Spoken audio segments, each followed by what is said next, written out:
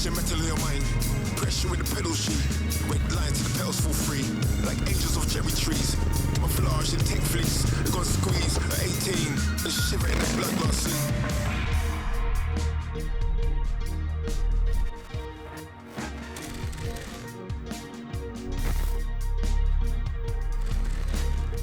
So my creativity comes from all sorts of places that are hard for me to really explain because it happens very suddenly.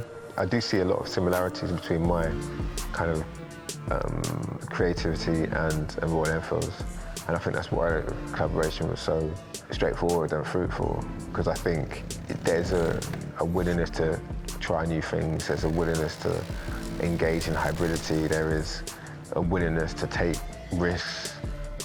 Some of the amazing customs that have been made there that are just wild, right? You know, no one's making bikes like this. No one's really making, you know, the art that I make. For me, real experimentation and real game changer stuff is when you make something that becomes a multiplier for people, for other people's creativity.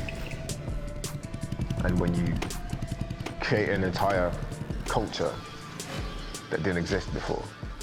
I've always tried to do that with my work, and I think that Royal Enfield definitely do that.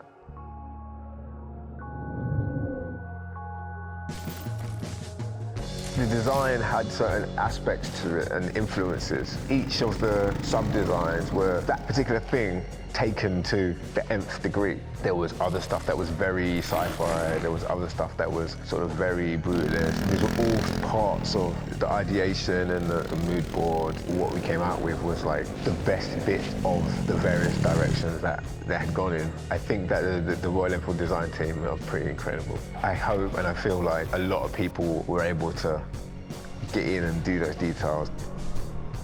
When I first saw it on set, it was like, the best way to describe it is, you know, if you see like a big dog or like a cold wind or something, it's just like, whoa, it's like everybody just stopped. Like my brother and everyone was gassed, you know. I had pep in my step that day. I was just astounded by the amount of detail and how people really thought about the DNA from Royal Enfield. You know, I was lost for words.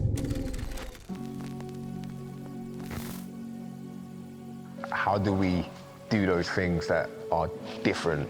When you're thinking about a subculture, it's always about hybridity. Certainly, customs culture around Royal Enfield bikes is what really drew me in.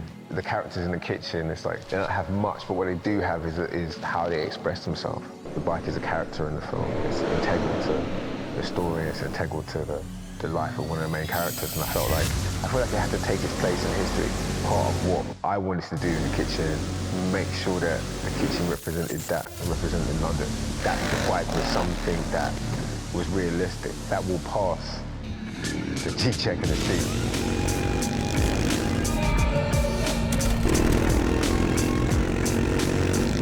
Following your dreams, like, you know, if you've got an idea in your head, then don't just think it's never gonna happen. You know, my dreams aren't about how much stuff I've got. It's about what I can make. It's about what can be done is what I dream about. And you know, that's what all bike culture is about, you know, like whether it's BMX or whether it's motorcycles, is, you know, do you really mean it? Are you on it for real or not? That's what I'd like to give to the next generation of creators of any kind. Are you really on it or not?